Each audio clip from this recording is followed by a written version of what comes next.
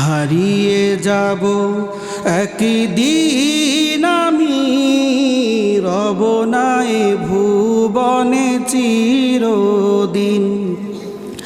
হারিয়ে যাব একদিন আমি, রব নাই ভুবনে চিরদিন। ক্ষমা করে দিও তোমরা আমায়, ক্ষমা করে দিও তোমরা আমায়। আল্লাহ তাআলার ছোট ছোট বাক্য আলহামদুলিল্লাহ, সুবহানাল্লাহ, আল্লাহ তাআলার কাছে এতটা প্রিয়। শুরুতে একটা ঘটনা বলি শোনেন। আল্লামা ইবনুল জাযারি রাহমাতুল্লাহি আলাইহি তাই কিতাবের মধ্যে আনছেন, মিশরে দুর্ভিক্ষ চলতিছে। হযরত ইউসুফ আলাইহিস সালাতু ওয়াস সালাম সিরিয়াল ধরে সবাইকে ত্রাণ দিচ্ছে, ত্রাণ। আতাহু রাজুলুন ফাকিরুন আতিনি মিম্মা আতাকাল্লাহ। ঘটনাটা খুব ভালোভাবে বোঝার চেষ্টা করবেন যে আল্লাহ রাব্বুল আলামিনের কাছে আলহামদুলিল্লাহ, সুবহানাল্লাহ, আল্লাহ তাআলার কাছে কতটা দামি। আতাহু রাজুলুন ফাকিরুন, ইউসুফ আলাইহিস সালাতু ওয়াস সালামের কাছে একজন ব্যক্তি আসলো। একজন ব্যক্তি আসে ইউসুফ আলাইহিস সালাতু ওয়াস সালামকে বলল, আতিনি মিম্মা আতাকাল্লাহ, আমাকে ত্রাণ হিসেবে যা দিয়েছেন আপনি বাদশাহ ইউসুফ, আপনার ক্ষমতা বলে আমাকে কিছু দান করেন। ইউসুফ আলাইহিস সালাতু ওয়াস সালাম খাদেমকে বলে দিলেন, তুমি তাকে দাও।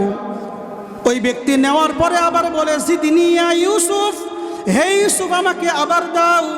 ইউসুফ আলাইহিস সালাতু ওয়াস সালাম এবার তাকে বললেন, আবার তাকে দাও। ইউসুফ আলাইহিস সালাতু ওয়াস সালাম যখন আবার তাকে দিল, ওই ব্যক্তি আবার বলল, জিদনি, আমাকে আরো দাও। এবার ইউসুফ আলাইহিস সালাতু ওয়াস সালাম বলতেছে, ইয়া আখি মান্না সুফিহি মিনাল গলা, হে ভাই তুমি কি জানো না মিশরের মধ্যে যে দুর্ভিক্ষ চলতিছে, এই দুর্ভিক্ষের মধ্যে একে একে 3 বার যদি তোমাকে দিয়ে দিই, অন্য সবাইকে কি দিব? এবার ওই ব্যক্তি কি বলে শোনেন, জানেন? ওই ব্যক্তিকে বলে, হে ইউসুফ, লাউ আলিমতা মান আনা, ইউসুফ তুমি যদি জানতা আমি কে, লা আরদাইতানি, তাহলে আমি যত চাইতাম তুমি আমাকে ততই দিয়ে দিতে। সুবহানাল্লাহ। ইউসুফ আলাইহিস সালাতু ওয়াস সালাম বলে, মান আনতা, তুমি কে? যখন নাকি ইউসুফ আলাইহিস সালাতু ওয়াস সালাম বললেন, মান আনতা, তুমি কে, এবার ওই ব্যক্তি কি বলে ভালো করে শোনেন। ওই ব্যক্তি বলে, আমি হচ্ছে ওই দোলনার শিশু, যে দোলনার শিশু আমি ওই শিশু, যে শিশু জুলাইখার অপবাদের থেকে তোমাকে মুক্তি দিয়েছিল। সুবহানাল্লাহ। ইউসুফ আলাইহিস সালাতু ওয়াস সালাম এবার খাদেমকে ডেকে বলো, খাদেম, 1 বার 2 বার দিলে তাকে হবে না, ওই ব্যক্তি যত চাই তুমি তাকে তত দাও। এবার আল্লাহ রাব্বুল আলামিন ইউসুফ আলাইহিস সালাতু ওয়াস সালামের কাছে ওহী নাজিল করে দিলেন। আল্লাহ রাব্বুল আলামিন ইউসুফ আলাইহিস সালাতু ওয়াস সালামের কাছে বলতেছেন, হে ইউসুফ, 1 বার তোমার পবিত্রতার সাক্ষ্য দেওয়ার কারণে তুমি যদি তাকে এত দিতে পারো, আমার শেষ জামানার বান্দা, আমার নবী মুহাম্মাদের উম্মতেরা, যারা নাকি বারবার বলবে আলহামদুলিল্লাহ, সুবহানাল্লাহ, তাহলে ইউসুফ তুমি মনে করো আমি আমার ওই বান্দাদেরকে কত দেব? সুবহানাল্লাহ। আমরা আল্লাহ তাআলার দরবারে আবার শুকরিয়া আদায় করে আলহামদুলিল্লাহ। অগণিত দরুদ এবং সালাম সর্বকালের, সর্বযুগের সর্বশ্রেষ্ঠ মহামানব, মানবতার মুক্তির দূত, আমাদের নেতা নবীজির উপরে অন্তরের অন্তরস্থল থেকে দরুদ এবং সালাম পেশ করছি সাল্লাল্লাহু আলাইহি ওয়াসাল্লাম। মুহতারাম হাজিরিন, খুতবার মধ্যে আমি একটি আয়াত তেলাওয়াত করেছি, সূরাতুল কলামের 4 নম্বর আয়াত। আমার সাথে একটু কথা বলতে হবে ভাই। সূরাতুল কলামের কয় নম্বর আয়াত? 4 নম্বর আয়াত আমি তেলাওয়াত করেছি। এই 4 নম্বর আয়াত তেলাওয়াত করার আমার মূল একটি উদ্দেশ্য হলো, এই মাহফিল যেহেতু যুবক ভাইদের মাহফিল, এই মাহফিল যেহেতু যুবক ভাইদের মাহফিল, আর যুবক ভাইয়েরা যদি চায় বাংলাদেশকে সোনার দেশ করতে পারে, ঠিক কিনা বলেন? মুহতারাম হাজিরিন, আজকে আমি আলোচনা করব যুবক ভাইদেরকে নিয়ে আমার রসুলের সাল্লাল্লাহু আলাইহি ওয়াসাল্লামের কিছু চারিত্রিক গুণাবলী নিয়ে আলোচনা করব, যে চারিত্রিক গুণগুলো আমার আর আপনার মধ্যে বর্তমান সময়ে খুবই দরকার। মুহতারাম হাজিরিন, তো আর ভূমিকা টান বলে আলোচনা শুরু করে দিব ইনশাআল্লাহ। সম্মানিত হাজিরিন, আমার কলিজার টুকরা বাবারা, বাজানরা, আমার যুবক ভাইয়েরা, মানব ইতিহাসে অসংখ্য ব্যক্তিত্বের আবির্ভাব হয়েছে, কিন্তু এমন কোনো ব্যক্তিত্ব আসেনি যার চরিত্র, যার গুণাবলী, যার আখলাক সর্বক্ষেত্রে এতটা সুন্দর ছিল, ঠিক কিনা বলেন? তবে আমার আপনার নবী জনাবে রাসূলুল্লাহ সাল্লাল্লাহু আলাইহি ওয়াসাল্লাম, তিনি এমন একজন ব্যক্তি ছিলেন যার চরিত্র, যার আখলাক, যার পরিমার্জিত, যার আখলাকের ব্যাপারে সার্টিফিকেট দিয়েছেন স্বয়ং কে? রব্বুল আলামিন। সূরাতুল কলামের 4 নম্বর আয়াতের মধ্যে রব ঘোষণা করে দিচ্ছেন, রব্বুল আলামিন বলছেন, ওয়া ইন্নাকা লাআলা খুলুকিন আযীম। আল্লাহু আকবার। রব বলছেন, ওয়া ইন্নাকা লাআলা খুলুকিন আযীম। হাবিব, আপনি মহান চরিত্রের অধিকারী, আপনি মহান চরিত্রের অধিকারী। রাসূল আকরাম সাল্লাল্লাহু আলাইহি ওয়াসাল্লামের জীবন আমাদের জন্য এমন এক উজ্জ্বল আদর্শ। রাসূল আকরাম সাল্লাল্লাহু আলাইহি ওয়াসাল্লামের জীবন আমাদের জন্য এমন এক উজ্জ্বল আদর্শ, যেখানে একজন নেতা, একজন বিচারক, একজন স্বামী, একজন প্রতিবেশী, একজন দিনের দাওয়াতদাতা হিসেবে সর্বক্ষেত্রে তার চরিত্র ফুটে উঠেছে, ঠিক কিনা বলেন? এজন্য একজন নেতা যদি চাই আমি আদর্শবান নেতা হতে চাই, তাহলে তাকে অবশ্যই নবীজির নেতৃত্বের জীবনটাকে ফলো করতে হবে, ঠিক কিনা বলেন? একজন বিচারক যদি চাই আমি আদর্শবান বিচারক হতে চাই, আমি ন্যায় নিষ্ঠাবান বিচারক হতে চাই, তাহলে অবশ্যই তাকে নবীজির বিচার কার্যের দিকে ফলো করতে হবে, ঠিক কিনা বলেন? একজন স্বামী যদি চাই আমি আমার বিবির কাছে আদর্শবান একজন স্বামী হতে চাই, আমি আমার বিবির কাছে একজন আদর্শবান আখলাকওয়ালা স্বামী হতে চাই, তাহলে ওই ব্যক্তিকে নবীজির স্বামীর চরিত্রকে ফলো করতে হবে, ঠিক কিনা বলেন?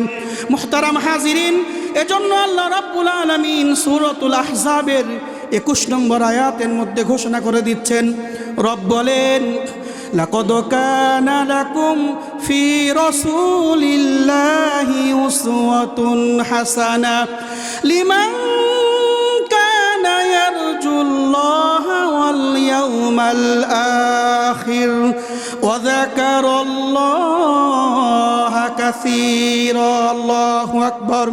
আল্লাহ রাব্বুল আলামিন বলছেন, লাকাদ কানা লাকুম ফি রাসূলিল্লাহি উসওয়াতুন হাসানাহ। ও আমার বান্দারা, তোমরা শুনে রাখো, অবশ্যই আমার দোস্ত, আমার হাবিব, আমার পেয়ারা নবী রাসূলুল্লাহ সাল্লাল্লাহু আলাইহি ওয়াসাল্লামের জীবনের মধ্যেই তোমাদের জন্য রয়েছে উত্তম চরিত্র আদর্শ, ঠিক কিনা বলেন? সম্মানিত হাজিরিন, আল্লাহ রাসূল সাল্লাল্লাহু আলাইহি ওয়াসাল্লামের চরিত্রের মাঝেই রয়েছে উত্তম চরিত্র। এই জন্য একজন কিশোর যদি চাই আমি আমার কৈশোর জীবনকে ভালোভাবে আল্লাহকে সন্তুষ্টি রাখার জন্য কাটাইতে চাই, তবে ওই কিশোরকে অবশ্যই নবীজির কৈশোর জীবনকে ফলো করতে হবে, ঠিক কিনা বলেন? একজন যুবক যদি চাই আমি আমার যৌবনকে সুন্দরভাবে কাটাইতে চাই, আমি আমার যৌবনকে আল্লাহ তাআলার কাছে সফরদ করতে চাই, তাহলে ওই ব্যক্তিকে অবশ্যই আল্লাহর রাসূলের যৌবনকালের দিকে ফলো করতে হবে, ঠিক কিনা বলেন? মুহতারাম হাজিরিন, উক্ত আয়াত দ্বারা আমি আর আপনি এটাই বুঝতে পারি যে আল্লাহর হাবিব সাল্লাল্লাহু আলাইহি ওয়াসাল্লামের চরিত্রের মাঝে 100% কোনো ভুল ছিল? বলেন, কোনো ভুল ছিল না। অথচ আজ যদি আমি আর আপনি দেশের দিকে তাকাইলে দেখতে পাই, আজ কিছু নাস্তিকেরা, আজ কিছু খবিস ভাইয়েরা আমার আর আপনার নবীজির চরিত্রের উপর আঙ্গুল তোলে। মুহতারাম হাজিরিন, যেই নবীর চরিত্রের ব্যাপারে ঘোষণা করেছেন যে হাবিব আপনার চরিত্র হলো মহান চরিত্র, আপনার চরিত্র হলো মহান চরিত্র, যেই নবীর চরিত্রে মানার ব্যাপারে আল্লাহ রাব্বুল আলামিন আমাদেরকে ঘোষণা করে দিয়েছেন যে রাসূলের চরিত্রের মাঝেই রয়েছে তোমার আর আমার জন্য উত্তম চরিত্র, ওই নবীজির চরিত্রের মধ্যে কোনো ভুল থাকতে পারে? মুহতারাম হাজিরিন, আল্লাহর হাবিব সাল্লাল্লাহু আলাইহি ওয়াসাল্লামের চরিত্র মহান চরিত্র। সুনানুল বাইহাকি একটা হাদিসের কিতাব আছে, এই কিতাবের 21301 নম্বর হাদিসের বর্ণনা। عن أبي هريرة رضي الله تعالى عنه قال হযরত আবু হুরায়রা রাদিয়াল্লাহু তাআলা আনহু হতে বর্ণিত তিনি বলেন আল্লাহ রাসূল সাল্লাল্লাহু আলাইহি ওয়াসাল্লাম বলছেন ইন্নামা বুইস্তু লিউতাম্মিমা মাকারিমাল আখলাক নিশ্চয় আমি উত্তম চরিত্র পূর্ণতা সাধনের জন্যই আল্লাহ তাআলা আমাকে প্রেরণ করেছে। একবার একটা বেঈ আম্মা জান আয়েশা সিদ্দিকা রাদিয়াল্লাহু তাআলা আনহার কাছে এসে জিজ্ঞাসা করেছেন ইয়া উম্মাল মুমিনিন আখবিরিনি আন খুলকি রাসূলিল্লাহ, হে আমাদের আম্মা জান আল্লাহর রাসূলের চরিত্র সম্পর্কে আপনার কাছে জানতে চাই, আল্লাহর রাসূলের চরিত্র সম্পর্কে আপনার কাছে জানতে চাই। আম্মা জান আয়েশা সিদ্দিকা রাদিয়াল্লাহু তাআলা আনহা বলেছেন কানা খুলুকুহু আল কুরআন, আল্লাহু আকবার, পুরো কুরআনটাই হচ্ছে রাসূলের চরিত্র, সুবহানাল্লাহ। সম্মানিত হাজিরিন, পুরো কুরআনটাই রাসূলের চরিত্র। এর অর্থ কি জানেন? মুহাদ্দিসিনে ইকরাম বলেন পুরো কুরআনটাই রাসূলের চরিত্র মানে হলো বলে কুরআনের মধ্যে আল্লাহ রাব্বুল আলামিন যতগুলো আদেশ করেছেন আমার আর আপনার নবী 100% ওই আদেশগুলো মেনেছেন, ঠিক কিনা? আল্লাহ রাব্বুল আলামিন কোরআনের মধ্যে যতগুলো বাধা নিষেধ করেছেন আমার আর আপনার নবী জনাবে রাসূলুল্লাহ সাল্লাল্লাহু আলাইহি কাজ থেকে কি ছিলেন? বিরত ছিলেন। তো মুহতারাম হাজিরিন, আজকে আমরা শুনবো আমার আর আপনার নবীজির চারিত্রিক যে গুণাবলীগুলো আছে, আল্লাহ রসুলের চারিত্রিক গুণাবলীগুলো আলোচনা করে শেষ করা যাবে না প্রিয় ভাইয়েরা। স্বল্প সময়ের মধ্যে অল্প কিছু চারিত্রিক গুণ নিয়ে আলোচনা করবো ইনশাল্লাহ।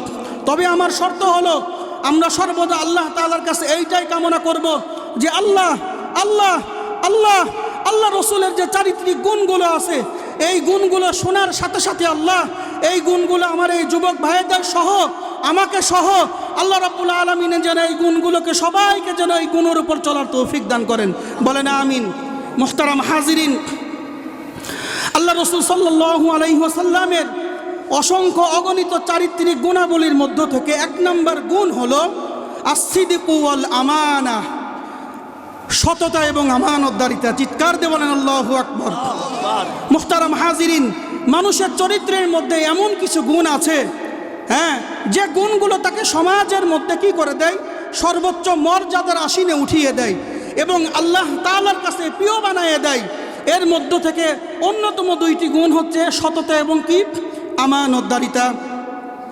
রাসূল আকরাম সাল্লাল্লাহু আলাইহি ওয়াসাল্লামের জীবনে এই গুণগুলো এতটাই স্পষ্ট ছিল, রাসূল আকরাম সাল্লাল্লাহু আলাইহি ওয়াসাল্লামের জীবনে এই গুণগুলো এতটাই স্পষ্ট ছিল যে নবুয়ত পাওয়ার পূর্বেই আরবের ওই জাহিলি সমাজে, মক্কার সমাজে আমার আর আপনার রাসূল as-সাদিক, সত্যবাদী, আল আমিন, বিশ্বাসযোগ্য উপাধি লাভ করেছিল। আল্লাহু আকবার।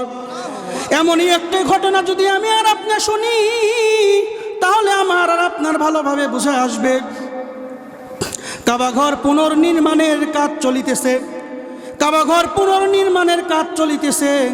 এমত অবস্থায় কুরাইশের যতগুলো গোত্র ছিল প্রত্যেক গোত্রের লিডাররা চাচ্ছে হাজর আসওয়াদকে আমি কাবাঘরের সাথে লাগাইব, হাজর আসওয়াদকে আমরা কাবাঘরের সাথে স্থাপনা করব। কেন?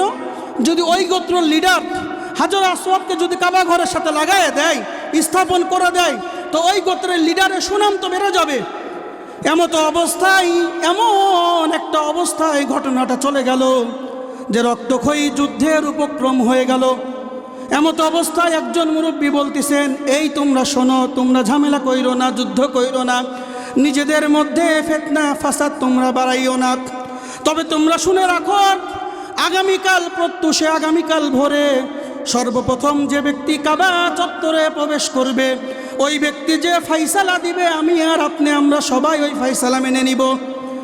আল্লাহর রহম এবং করমে দেখা গেল পরের দিন ভোরে সর্বপ্রথম কাবা চত্বরে যিনি আসলেন তিনি আমাদের নবী সাল্লাল্লাহু আলাইহি ওয়াসাল্লাম।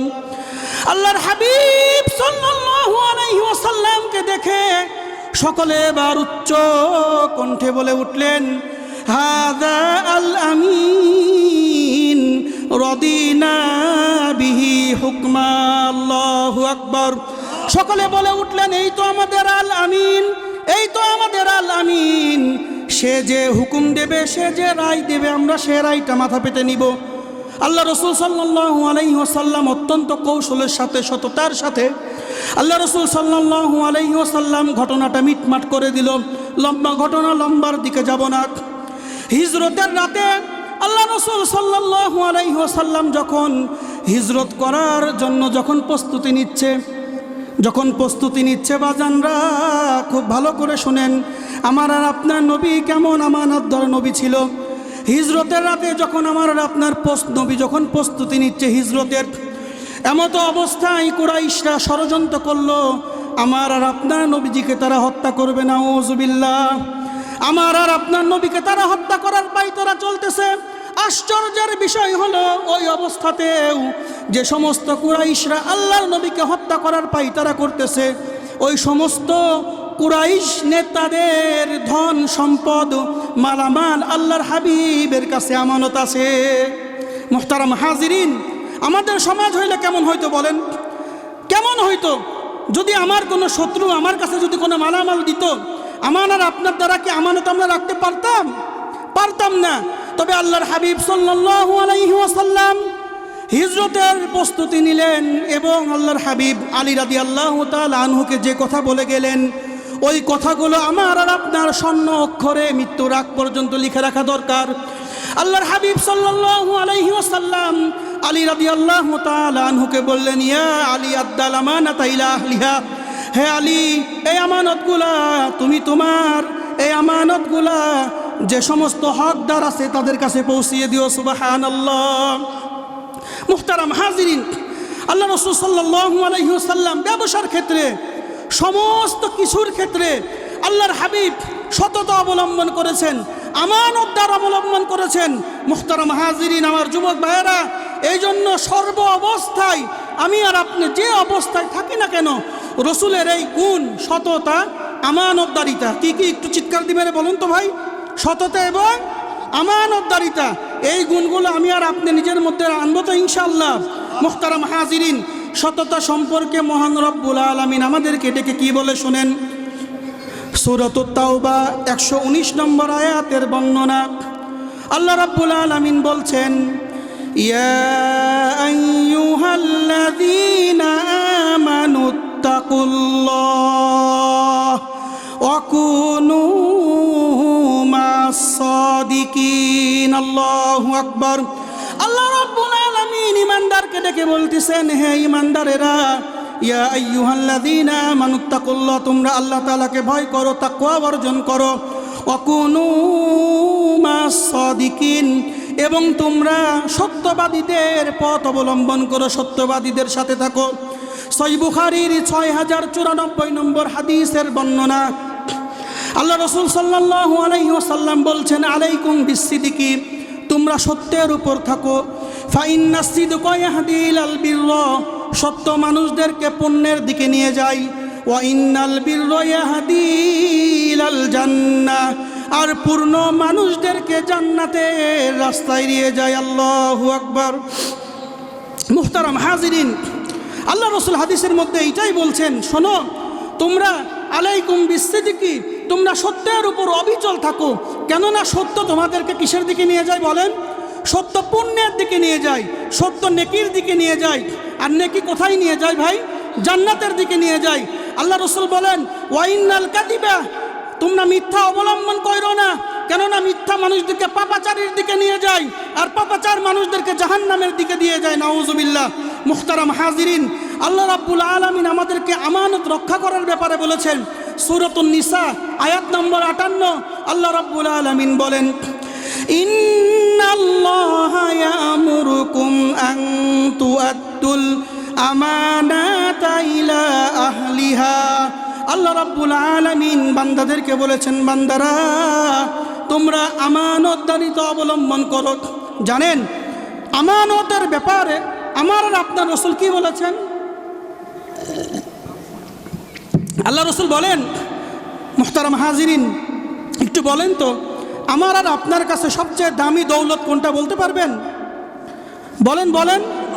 আমার আর আপনার কাছে সবচেয়ে দামি দৌলত হচ্ছে ঈমান। অথচ নবীজি আমার বলেন, মুসনাদে আহমদ হাদিসের একটা কিতাব আছে, এই কিতাবের 16577 নম্বর হাদিসের বর্ণনা। আল্লাহ রসুল সাল্লাল্লাহু আলাইহি ওয়াসাল্লাম বলেন, লা ঈমান লিমান, ওই ব্যক্তির ঈমান নাই, লা আমানাতা লাহ, যে ব্যক্তির মধ্যে আমানতদারিতা নাই ওই ব্যক্তির ঈমান নাই। যে ব্যক্তির আমানতদারিতা নাই ওই ব্যক্তির কি নাই ভাই? ঈমান নাই। এই জন্য মুহতারাম হাজিরিন, রাসূল আকরাম সাল্লাল্লাহু আলাইহি ওয়াসাল্লামের অগণিত চারিত্রিক গুণাবলীর মধ্য থেকে এক নাম্বার গুণাগুলি আমি আর আপনি আলোচনা করলাম কি? সততা এবং বলেন, সততা এবং আমানতদারিতা। আমি কিন্তু মাহফিলের শেষে আপনাদেরকে জিজ্ঞাসা করব, ভাই এই পয়েন্টগুলো আপনাদের মনে আছে তো? মনে রাখবেন, হৃদয়ের মণিকুঠায় গেঁথে রাখবেন যে আমার আর আপনার নবীজির উত্তম চরিত্রগুলোর মধ্য থেকে একটি চরিত্র হচ্ছে সততা এবং আমানতদারিতা। আর যদি আমার আর আপনার মধ্যে সততা থাকতো, আর যদি আমার আর আপনার মধ্যে আমানতদারিতা থাকতো, তাহলে আমাদের এই বাংলাদেশ কবেই সোনার দেশে পরিণত হয়ে যেত, ঠিক কিনা বলেন? মুহতারাম হাজিরিন, আল্লাহর হাবিব সাল্লাল্লাহু আলাইহি ওয়াসাল্লামের আরেকটি দ্বিতীয় চারিত্রিক গুণাবলীর মধ্য থেকে দ্বিতীয় গুণাবলী হচ্ছে করুণা এবং দয়া। করুণা এবং কি? করুণা এবং দয়া। মানব জীবনে দয়া এবং করুণা এমন একটি গুণ যা মানবতার মূল ভিত্তি, ঠিক কিনা ভাইরা বলেন? আল্লাহর হাবিব সাল্লাল্লাহু আলাইহি ওয়াসাল্লামকে আল্লাহ রাব্বুল আলামিন বিশ্ববাসীর জন্য দয়া করে পাঠিয়েছেন, রহমত করে পাঠিয়েছেন। সূরাতুল আম্বিয়া এর 107 নম্বর আয়াতের বর্ণনা আল্লাহ রাব্বুল আলামিন বলেন, ওয়ামা আরসালনাকা ইল্লা রাহমাতাল লিল আলামিন। আল্লাহু আকবার। আল্লাহ রাব্বুল আলামিন বলছেন, হাবিব আমি আপনাকে বিশ্ববাসীর জন্য রহমত করে প্রেরণ করেছি। চিৎকার দিয়ে বলেন সুবহানাল্লাহ। আল্লাহ রাব্বুল আলামিন তার হাবিবকে আমাদের জন্য কেমন দয়াশীল বানিয়েছেন, কেমন বরকতময় বানিয়েছেন শোনেন। সূরাতুত তাওবা এর 128 নম্বর হাদিস আয়াতের বর্ণনা আল্লাহ রাব্বুল আলামিন বলছেন, লাকাদ জাআকুম ফি রাসূলিল্লাহি উসওয়াতুন হাসানা। রব্বুল আলামিন এই আয়াত না, রব্বুল আলামিন এই আয়াতের মধ্যে বলছেন, লাকাদ জাআকুম রাসূলুম মিন আনফুসিকুম আজিজুন আলাইহি মা আনিতুম হারিসুন আলাইকুম বিল মুমিনিনা রাউফুর রহিম। আল্লাহ রাব্বুল আলামিন আয়াতের মধ্যে বান্দাদেরকে বলতেছেন, বান্দারা তোমরা শুনে রাখো, লাকাদ জাআকুম রাসূলুম মিন আনফুসিকুম, অবশ্যই তোমাদের মধ্য থেকে তোমাদের কাছে এসেছেন একজন রাসূল, আজিজুন আলাইহি মা আনিতুম, তিনি এমন ব্যথা পান, সুবহানাল্লাহ, যিনি তোমাদের ব্যথায় কি পান? ব্যথা পান। আলাইকুম বিল মুমিনিনা রাউফুর রহিম, তিনি মুমিনদের জন্য কল্যাণকামী, তিনি চাই মুমিনরা জান্নাতে চলে যাক। রাউফুর রহিম, রাউফ শব্দের অর্থ খুব দয়া। কি দয়া? খুব দয়া। রাউফ শব্দের অর্থ খুব দয়া। যার মধ্যে বেশি দয়া আছে তাকে বলা হয় রাউফ। মুহতারাম হাজিরিন, আমার আর আপনার নবীজির এই চারিত্রিক গুণাগুলিগুলো আমি আর আমার মধ্যে কেন বাস্তবায়ন করব না বলেন? আমার আর আপনার নবী কেমন দয়া ছিলেন উম্মতের জন্য শুনে রাখেন। আল্লাহর হাবিব সাল্লাল্লাহু আলাইহি ওয়াসাল্লামের কাছে আজরাইল আলাইহিস সালাতু ওয়াস সালাম চলে এসেছেন। মনটা নরম করে আলোচনার দিকে খেয়াল করে শুনি বাজান। আল্লাহ রাসূল সাল্লাল্লাহু আলাইহি ওয়াসাল্লামের ইন্তেকালের অবস্থায় আজরাইল আলাইহিস সালাতু ওয়াস সালাম চলে এসেছেন। আজরাইল আলাইহিস সালাতু ওয়াস সালাম আসার পরে আজরাইল আলাইহিস সালাতু ওয়াস সালামকে আল্লাহর হাবিব বলছেন, ভাই আইনা আখি জিবরিল, আমার ভাই জিবরাইল কোথায়? এমত অবস্থায় জিবরাইল আলাইহিস সালাতু ওয়াস সালাম সালাম দিয়ে আল্লাহর রাসূলের হুজরা মুবারকে প্রবেশ করেছেন। আল্লাহ রাসূল সাল্লাল্লাহু আলাইহি ওয়াসাল্লাম বলছেন, ভাই জিবরিল আমি তো আল্লাহর কাছে চলে যাব, তবে আমার এখনো একটা প্রশ্নের উত্তর এখনো বাকি। জিবরাইল আলাইহিস সালাতু ওয়াস সালাম বলতেছেন, আল্লাহর হাবিব একটি প্রশ্নের উত্তর কি এখনো বাকি, আমাকে বলেন, আমি আল্লাহ তাআলার কাছে নিয়ে যেয়ে শুনে আসি। আল্লাহ রাসূল সাল্লাল্লাহু আলাইহি ওয়াসাল্লাম বলছেন, ভাই জিবরিল আমি তো আমার রবের সান্নিধ্যে চলে যাব, তবে আমার এই গুনাহগার উম্মতকে কে দেখে রাখবে? সুবহানাল্লাহ। কুসাম ইবনে আব্বাস রাদিয়াল্লাহু তাআলা আনহু বলেন, আল্লাহ রসুল সাল্লাল্লাহু আলাইহি ওয়াসাল্লামকে যখন নাকি কবর মুবারকের মধ্যে নামানো হলো, যখন নাকি কবর মুবারকের মধ্যে নামানো হলো, একে একে কবর থেকে সবাই উঠে আসলো। আমি কুসাম সর্বশেষ কবর মুবারকের মধ্যে রয়ে গেলাম। সাধারণত যারা আমরা আর আপনি কবরের মধ্যে নামি, আমাদের একটা ইচ্ছা হয়, আমি শুরুতে এসে একটা বাড়িতে বসলাম। ওই বাড়িতে একটা ছেলে আমাকে বলল, হুজুর গতকালকে আমার আব্বা ইন্তেকাল করেছেন, আল্লাহ রাব্বুল আলামিন ওই ছেলের বাবাকে জান্নাতুল ফিরদাউস দান করুন। সকলে বলে আমিন। তো কুসাম রাদিয়াল্লাহু তাআলা আনহু বলছেন, আমারও মনটা চাইলো আমি হাবিব দোজাহানের সরদার রাহমাতুল লিল আলামিনের দরবারে আর বসা হবে না, দোজাহানের সরদার রাহমাতুল লিল আলামিনের চেহারা আর দেখা হবে না।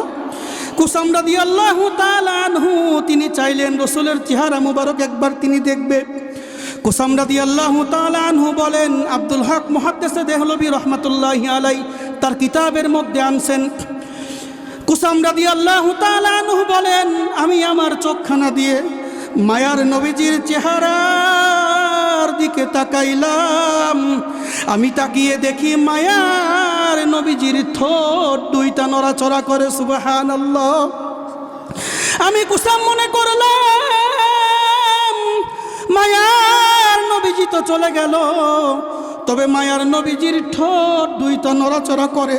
মায়ার নবীজি কি বলে আমি কুসাম মায়ার নবীজির ঠোঁট মুবারকের কাছে আমার কানখানা আগায়ে দিলাম। আমি যখন আমার কানখানা মায়ার নবীজির ঠোঁটের কাছে যখন আমি আগাইয়া দিলাম, মায়ার নবীজি কি যেন বলতেছে আমি শুনলাম। মায়ার নবীজি বলছে, ইয়া রব্বি উম্মতি উম্মতি। সুবহানাল্লাহ। মায়ার নবীজি বলতেছে, হে আমার রব, আমি তো চলে গেলাম আপনার কাছে, তবে আমার গুনাহগার উম্মতের আজ কি হবে, আমার গুনাহগার উম্মতের আজ কি হবে। এই জন্য মুহতারাম হাজিরিন, সেই মায়ার নবীজির করুণা দয়ার গুণ আমরা আমাদের মধ্যে বাস্তবায়ন করব কিনা বলেন? করব ইনশাআল্লাহ। মুহতারাম হাজিরিন, আল্লাহ রসুল সাল্লাল্লাহু আলাইহি ওয়াসাল্লাম হাদিসের মধ্যেও বলেছেন, তিরমিজি শরীফ হাদিসের একটা কিতাব আছে, এই কিতাবের 1924 নম্বর হাদিসের বর্ণনা। আল্লাহ রসুল সাল্লাল্লাহু আলাইহি ওয়াসাল্লাম বলছেন, আর রাহিমুনা ইয়ারহামুহুমুর রহমান, আর রাহিমুনা ইয়ারহামুহুমুর রহমান। যে ব্যক্তি দুনিয়াতে দয়া করে আল্লাহ রব্বুল আলামিন তাকেও দয়া করে। চিৎকার দিয়ে বলুন ঠিক কিনা? আল্লাহর হাবিব সাল্লাল্লাহু আলাইহি ওয়াসাল্লামের তৃতীয় গুণ হলো নম্রতা এবং বিনয়।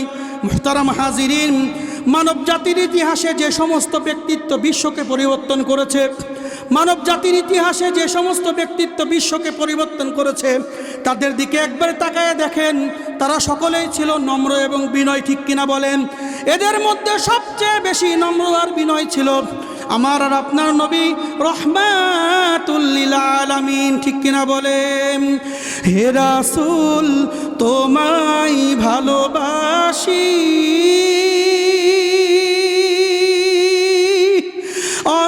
অন্তরে শুধুই মুখে নয়, জান্নাতের আশায় নয় হে রাসূল, জাহান্নাম কেউ ডরি না, জান্নাতের আশায় নয় হে রাসূল, জাহান্নাম কেউ ডরি না। সম্মানিত হাজিরিন, রাসূল আকরাম সাল্লাল্লাহু আলাইহি ওয়াসাল্লামের তৃতীয় গুণ আমি সংক্ষেপে বলে যাচ্ছি। তৃতীয় গুণ হলো কি? নম্রতা এবং বিনয়। আল্লাহ রাসূল হাদিসের মধ্যে বলেন, মা তাওয়াদা আহাদুন ইল্লা রাফাহুল্লাহ। যে ব্যক্তি আল্লাহর জন্য নিজেকে সঁপে দেয়, যে ব্যক্তি আল্লাহর জন্য নিজেকে ছোট মনে করে, ওই ব্যক্তির সম্মান বাড়িয়ে দেয় কে? ওই ব্যক্তির সম্মান বাড়িয়ে দেয় কে? মুহতারাম হাজিরিন, রাসূল আকরাম সাল্লাল্লাহু আলাইহি ওয়াসাল্লামের অসংখ্য অগণিত চারিত্রিক গুণাবলীর মধ্য থেকে আরেকটি গুণ হচ্ছে আল হুলবু আল আফওয়া, ক্ষমাশীলতা। আল্লাহর হাবিব সাল্লাল্লাহু আলাইহি ওয়াসাল্লাম ক্ষমার উদার ছিলেন। আল্লাহর হাবিব সাল্লাল্লাহু আলাইহি ওয়াসাল্লাম কতটা ক্ষমাশীল ছিলেন শুনেন। সহিহ বুখারীর 3231 নম্বর হাদিসের বর্ণনা, আম্মা জান আয়েশা সিদ্দিকা রাদিয়াল্লাহু তাআলা আনহা আল্লাহ রাসূলকে একবার জিজ্ঞাসা করলেন, হে আল্লাহর রাসূল, উহুদের ময়দানের চেয়েও আপনার জীবনে কষ্টের কোনো দিন আছে কিনা বলেন। আল্লাহ রাসূল সাল্লাল্লাহু আলাইহি ওয়াসাল্লাম ডাক দিয়ে বললেন, আয়েশা, উহুদের ময়দানে তো আমার দান্দান মুবারক শহীদ হয়েছে, আমার দান্দান মুবারক শহীদ হয়েছে, আমার সাহাবারা শহীদ হয়েছে। তবে উহুদের ময়দানে আমি যেই দিকে তাকাচ্ছিলাম আমার চেনা জানা পরিচিত সবাইকে দেখতেছিলাম। তবে আয়েশা তুমি শোনো, আমি যখন তায়েফের ময়দানে গেলাম রে আয়েশা, তায়েফের ময়দানে গিয়ে যখন আমি দ্বীনের দাওয়াত দিতে লাগলাম, এক ভাই আমাকে বলল যে আল্লাহ তোমাকে ছাড়া আর অন্য কোনো ব্যক্তিকে কি নবী বানাইতে পারে নাই, নাউজুবিল্লাহ। আর একজন বলে উঠল, মুহাম্মদ ছাড়া কি অন্য কাউকে আল্লাহ নবী বানাইতে পারল না আয়েশা। সেদিন তারা পিচ্চি বাচ্চা পোলাপানকে আমার পিছনে লাগাইয়ে দিল, তারা আমাকে রক্তাক্ত করলো, আমার মাথার রক্ত বেয়ে বেয়ে আমার জুতা মুবারকের মধ্যে চলে আসলো আয়েশা। সেদিন আমি চারিদিকে তাকাইয়ে দেখলাম আমার চেনা পরিচিত কেউ নাই, শুধুমাত্র যায়েদ ইবনে হারেসা ছাড়া। আল্লাহ রাসূল সাল্লাল্লাহু আলাইহি ওয়াসাল্লাম কেমন দয়ার সাগর ছিল বাজানরা, শুনে রাখেন। আল্লাহ রাসূল সাল্লাল্লাহু আলাইহি ওয়াসাল্লাম আঙ্গুর বাগানের মধ্যে বসে আছে। আল্লাহ রাসূল বলেন, একটি মেঘ খণ্ড আমাকে ছায়া দিচ্ছে। আল্লাহর হাবিব সাল্লাল্লাহু আলাইহি ওয়াসাল্লাম মেঘের মধ্যে তাকায় দেখেন জিবরিল আমিন আলাইহিস সালাম, জিবরিল আমিন আলাইহিস সালাতু ওয়াস সালাম পাহাড়ের ফেরেশতাকে নিয়ে আসছেন। পাহাড়ের ফেরেশতা এসে বলে, আসসালামু আলাইকা ইয়া রাসূলুল্লাহ। আল্লাহ রাসূল বলছেন, তুমি কেন আসছো? বলে, হে আল্লাহর রাসূল, আপনাকে তারা রক্তাক্ত করেছে, আপনি আমাকে হুকুম দেন আখবাশাইন, দুই পাহাড়ের চিপায় তায়েফবাসীকে আমি ধ্বংস করে দেব। আল্লাহর হাবিব সাল্লাল্লাহু আলাইহি ওয়াসাল্লাম এবার বলছেন, শোনো, তোমরা তাকে আযাব দিও না। হতে পারে আমার এই উম্মতের পরের পুনর্জন্মের লোকেরা তারা কি করবে, আল্লাহ তাআলাকে এক বলে মেনে নিবে, রসুলকে এক বলে মনে নেবে, ঠিক কিনা বলেন। এই জন্য প্রিয় ভাইয়েরা, আল্লাহ রাব্বুল আলামিন বলেছেন, যদি তোমরা আমাকে পেতে চাও আমার রসুলের আনুগত্য করো, ঠিক কিনা। আল্লাহ রাব্বুল আলামিন বলছেন সূরাতুল আল ইমরানের মধ্যে, আল্লাহ রাব্বুল আলামিন বলছেন, কুল ইন কুনতুম তুহিব্বুনাল্লাহ ফাত্তাবিউনি ইউহিব্বুকুমুল্লাহ ওয়া ইয়াগফির লাকুম যুনুবাকুম আল্লাহু গফুরুর রহিম। আল্লাহ রাব্বুল আলামিন তার দোস্তকে ডেকে বলছেন, দোস্ত আপনি সবাইকে শুনিয়ে দেন, সবাই যদি আপনার উম্মতেরা যদি আমি আল্লাহকে পেতে চাই, তবে তারা যেন আপনার আনুগত্য করে। আপনার আনুগত্য যদি তারা করে, তাহলে আমি আল্লাহ রাব্বুল আলামিন তাদেরকে ভালোবাসবো। আমি আল্লাহ রাব্বুল আলামিন তাদেরকে কি করব? ভালোবাসবো। তো মুহতারাম হাজিরিন, রাসূল আকরাম সাল্লাল্লাহু আলাইহি ওয়াসাল্লামের আনুগত্য আমাদেরকে করতে হবে। যদি আমি আর আপনি আল্লাহ রসুলের আনুগত্য যদি করতে পারি, তো আমি আর আপনি আল্লাহ তাআলাকে পেয়ে যাব। কাকে পেয়ে যাব? আল্লাহ রসুলকে পেয়ে যাব। আল্লাহ রসুলের আনুগত্য করেছিল সাহাবারা আল্লাহ রসুলকে কেমন ভালোবাসতো বাজানরা আমার। আল্লাহ রসুল সাল্লাল্লাহু আলাইহি ওয়াসাল্লামের যখন ইন্তেকাল হয়ে গেল, সাহাবে একরাম একে একে দিক বিদিক ছোটাছুটি করছেন। এক সাহাবী খেজুর বাগানের মধ্যে গিয়ে চিৎকার মেরে আল্লাহকে বলেন, আল্লাহ, যে চোখ আমার রসুলকে আর দেখবে না, ওই চোখ আল্লাহ আপনি নিয়ে নেন। বিলাল রাদিয়াল্লাহু তাআলা গাট্টি বস্তা বেঁধে মদিনা থেকে বের হয়ে যাবে। আবু বকর রাদিয়াল্লাহু তাআলা আনহু বিলাল রাদিয়াল্লাহু তাআলা আনহুকে জিজ্ঞাসা করতেছেন, ভাই বেলাল, তুমি কোথায় যাও? বিলাল রাদিয়াল্লাহু তাআলা আনহু বলছেন, হুজুর, যেখানে আমার নবী নাই সেখানে আমি থাকতে পারবো না, যেখানে আমার নবী নাই সেখানে আমি থাকতে পারবো না। আল্লাহর হাবিব সাল্লাল্লাহু আলাইহি ওয়াসাল্লামকে কতটা ভালোবেসেছেন তারা, মুহতারাম হাজিরিন। এই জন্য আল্লাহ রাসূল সাল্লাল্লাহু আলাইহি ওয়াসাল্লামের